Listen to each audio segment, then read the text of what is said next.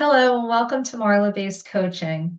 I wanted to do a video ask, something that I don't usually do. I am finding that the majority of my content that is being reacted to, shared, which is even more important to me, or viewed more than once are the items that are real and relatable.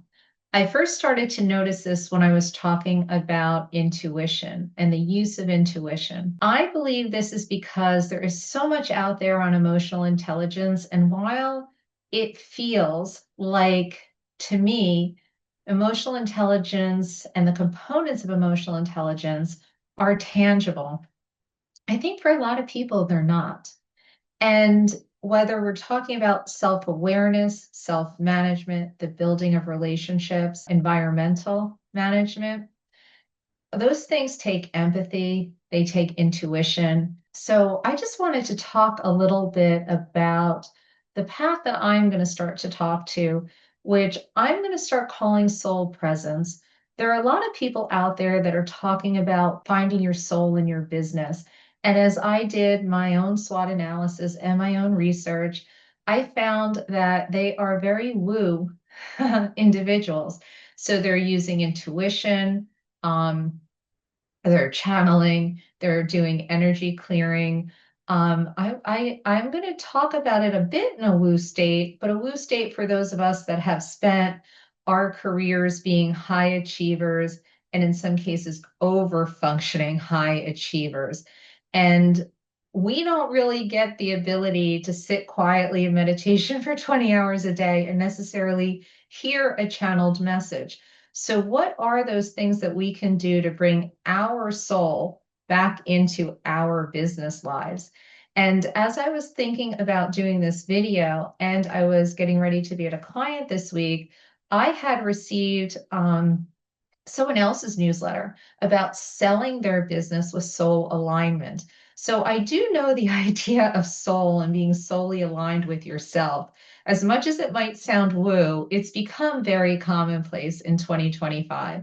So what I'm asking of you today, and I'm going to ask many times during this video, is to please provide real comments in the comments section, either on the video or in LinkedIn or wherever you might be watching this video, to give me ideas on things that maybe you think are only things that are going on within you, but you would like them to be talked about on a mass scale. So for things like I did a video recently on Sunday Scaries, and I am amazed at how much engagement that is getting and engagement on both sides. So, from the individuals who say to me, "Oh my God, you mean it's not just me?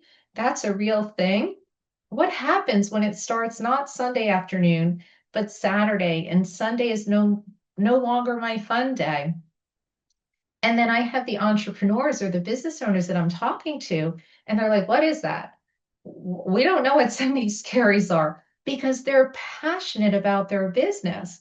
And if they're not, maybe we should be talking about getting your soul back in your business, right?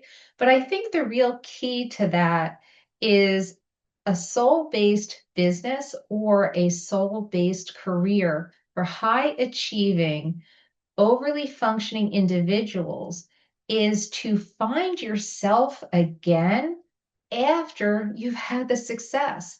How many of us have lost ourselves in 60 or 70-hour work weeks or never shutting down because you're the entrepreneur? What is it that's going to make you light up? So I want to start talking about this idea of soul and soul in your business.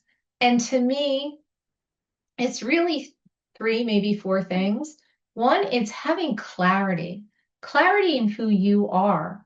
I know I've talked about clarity in leadership, and that clarity in leadership makes you 32% more credible. Imagine how much more credible you're going to be with yourself if you're really clear about what it is you want to be doing. There's also the connection. If you're leading with soul, you are going to be connected to people. And that's listening beyond the words.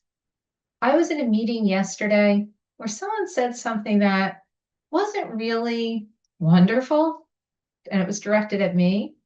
But when the other leader and myself took a step back, we knew it wasn't what he meant. It was what was unsaid. And what was said to me was actually projection, and that we had to address the unsaid in the organizational redesign. So it's having that connection with yourself. And I knew it, I didn't react to it. And I think it actually made that individual really sit and think about what it was they said. And I know it did, because later in the conversation, they came back and they clarified themselves without my asking them. So clarity, connection, beyond the words, calm execution. I had a client today that I spoke with and shared the book with her, The Four Agreements and How Not to Take Things Personal. They are about to go in and have an annual review, and they know how the person they're going in to have a review with is going to react, respond, whatever word we want to use. And I had said, get yourself in a grounded state. Even though you're preparing and you know, before you get on that Zoom, take a walk outside, put your feet in the grass, put your feet in the sand. I don't care where. And I don't care if it's only for 5 seconds. Get yourself grounded. If you're in an office, if you're in a business meeting, get up and go to the bathroom. I don't care what it is, but a calm execution is going to be all the difference in how the person takes in what you are putting down. And all of these things are presence in action.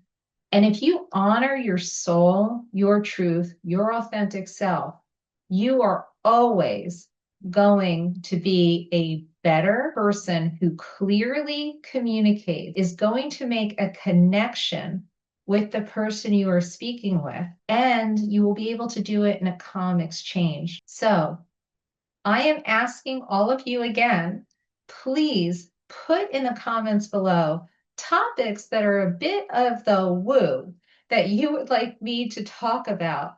Those things that a typical CEO or a typical COO, GM, CMO wouldn't normally be talking about. Is it intuition? Is it the Sunday scaries? Give me the term. And honestly, if I don't know what you're talking about, I'm going to reach out and find out more, because these are the things that people want to hear about today. They want real and relatable things that they are dealing with. And after 35 years of business, I can talk about the data. I can talk about the organizational redevelopment. I can talk about building teams all I want. But if we all don't start to learn how to lean in to be the best versions of ourselves, and understand how others perceive us, what we're perceiving in the world around us, we are going to be left flat and we are not going to grow. Help me to help you grow. Please like, subscribe, comment. Please share. What is it that you would like to have in some of these woo conversations about putting the soul in your business? And I am talking to you, the high achieving, over functioning individual or business owner. Thank you for listening today.